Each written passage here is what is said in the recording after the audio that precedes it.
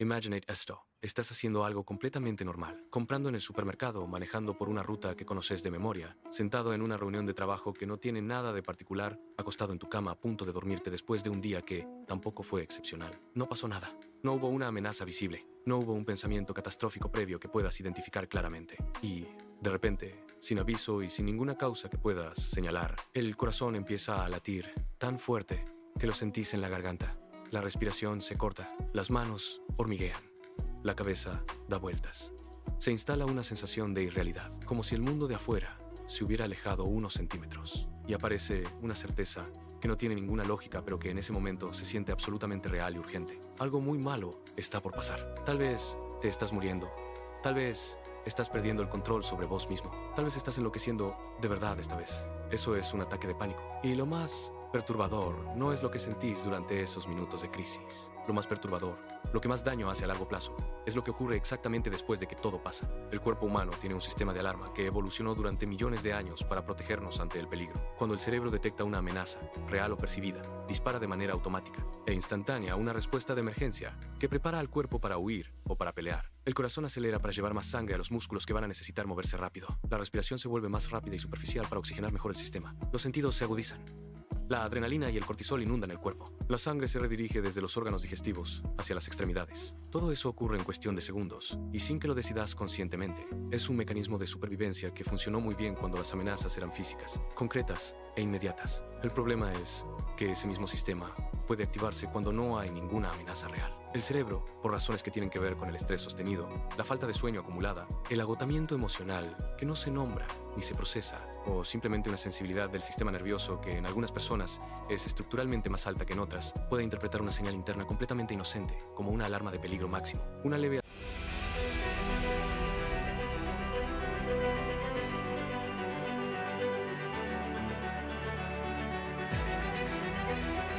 aceleración del corazón después de subir unas escaleras. Una sensación de tensión en el pecho en un momento de mucho trabajo. Un momento de mareo al cambiar de posición rápido. Cosas que en otra persona pasarían desapercibidas. Y el sistema se dispara exactamente igual que si hubiera un incendio, aunque no haya absolutamente nada. Lo que sigue es un ciclo que se retroalimenta con una velocidad brutal y que es muy difícil de interrumpir una vez que empieza. El cuerpo produce los síntomas de la respuesta de emergencia. La persona los percibe y los interpreta como señal inequívoca de que algo está muy mal. Esa interpretación genera más miedo. El miedo intensifica los síntomas, y en cuestión de segundos la persona está en el pico de una crisis que, aunque no tiene ninguna base médica real, se siente exactamente como la emergencia más intensa de su vida hasta ese momento. Hay un mito que le hace un daño enorme a las personas que atraviesan esto, y que conviene desmontar desde el principio, que un ataque de pánico es exagerado, que es psicológico, en el sentido de que es inventado o imaginario, que si la persona se relajara, o pensara diferente, o tuviera más carácter, simplemente no pasaría. Ese mito es una crueldad. Los síntomas de un ataque de pánico son completamente reales desde el punto de vista fisiológico y medible. El corazón late más rápido de verdad. La respiración cambia de verdad. El cuerpo suda y tiembla de verdad. La sensación de mareo o de irrealidad tiene una base neurológica real. No es imaginación, ni debilidad, ni falta de voluntad.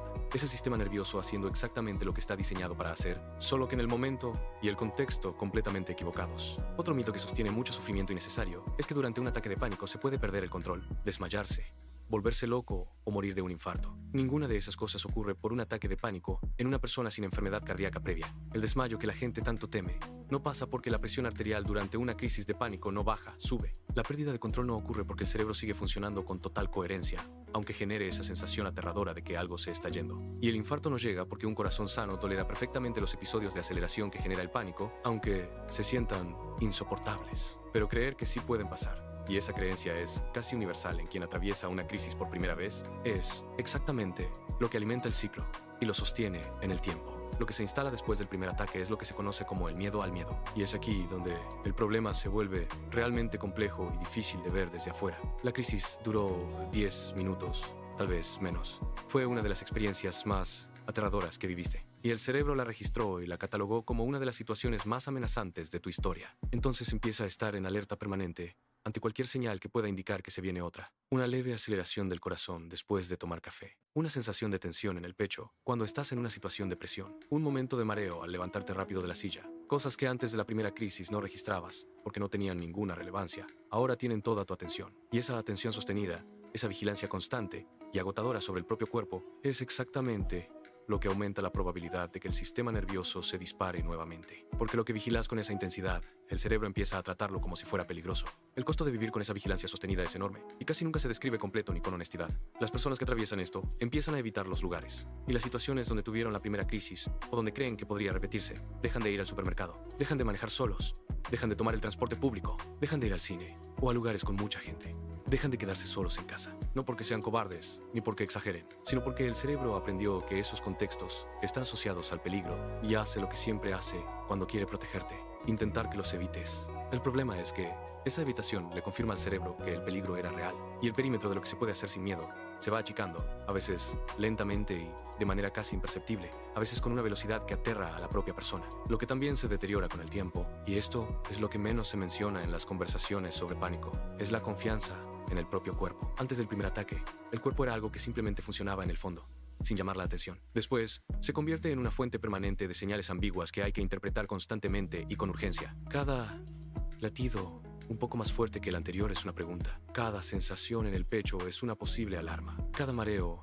es el inicio de algo que puede salirse de control. Vivir así agota de una manera que es muy difícil de explicar a quien no lo experimentó. No es el miedo a morir específicamente. Es el cansancio de tener que monitorear el propio cuerpo todo el tiempo, sin poder descansar de esa vigilancia ni confiar en lo que el cuerpo dice. Los factores que sostienen el ciclo del pánico y lo hacen más difícil de romper son varios, y conviene nombrarlos sin rodeos. El primero es la interpretación catastrófica de los síntomas físicos. El segundo es la evitación de situaciones y lugares, que da alivio a corto plazo, pero agranda el problema de manera consistente a largo plazo. El tercero, y este es el que menos se trabaja, es la hipervigilancia corporal. Esa atención constante, tensa y exagerada sobre cada sensación interna que convierte cosas completamente normales en señales de alarma. Y el cuarto es el aislamiento que genera la vergüenza. Muchas personas no cuentan lo que les pasa porque les parece inexplicable o ridículo, porque temen que los traten de exagerados o de débiles. O porque en el entorno familiar o cultural en el que crecieron el pánico, siempre se interpretó como falta de carácter o de fortaleza.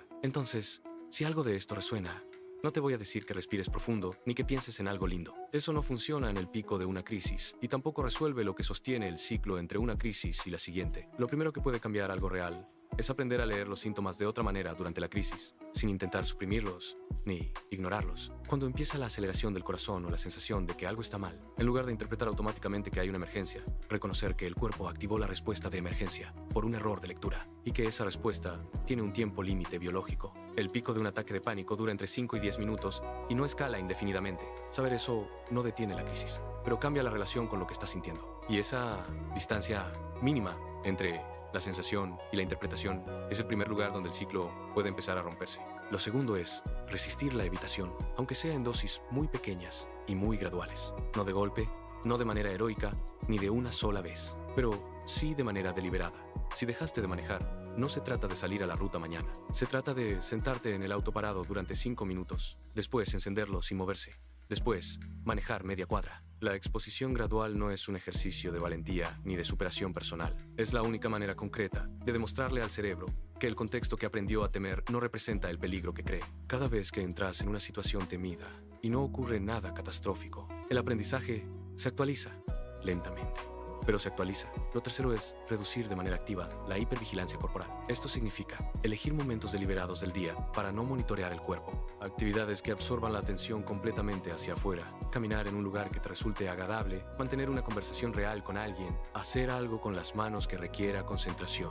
No como distracción permanente que evite el problema, sino como práctica concreta de descanso de la vigilancia. El cerebro no puede estar en modo hipervigilancia y completamente absorbido en algo externo de manera simultánea. Y cada vez que se aleja de esa vigilancia sin que ocurra nada, el umbral de alarma baja un poco. El pánico no te dice la verdad sobre lo que está pasando en tu cuerpo. Te dice lo que el cerebro aprendió a temer. Y lo que se aprende también se puede desaprender, aunque lleve tiempo.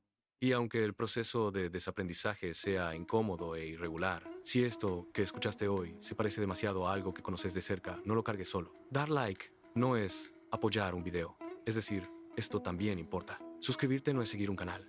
Es elegir un espacio donde no se miente sobre la mente. Y si conoces a alguien que vive con ese miedo que no sabe cómo explicar, compartilo. A veces, entender llega antes que pedir ayuda. Si esto te está superando, pedir ayuda también es una forma de recuperar calma.